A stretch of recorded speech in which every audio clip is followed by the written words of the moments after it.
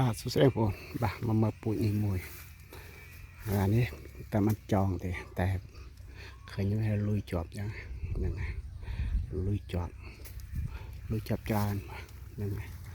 ហើយឲ្យតែប៉ុណ្្នឹងទៅមិនស្ទុំចង់ភ្លៀងអីលុយជាប់ហ្នឹងហើយលុយហ្នឹងអ្នកឃើញលុយច្រើនដូច្នេះយើង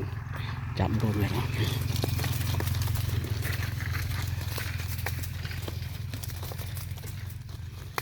កុំខ្លាចវាជ្រុះវាអីហ្នឹងច្រើនយើង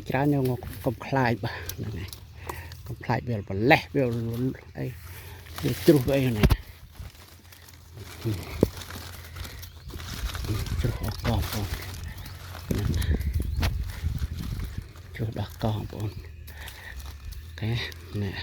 ធ្វើឲ្យវាលុយជាប់ក្នុងទៅវាបញ្ហាអាផ្លែល្អហ្នឹង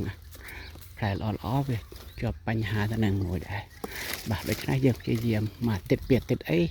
យើងមកទៅជួសវាបាទហ្នឹងហើយបាទហើយខ្ញុំមកតាន់ចងព្រោះខ្ញុំមានបញ្ហាបាទហ្នឹងហើយអត់តាន់ចងថងបាទប៉ុន្តែចងថងបានហ្នឹងស្អែកចងស្អែកបាទហ្នឹងហើយ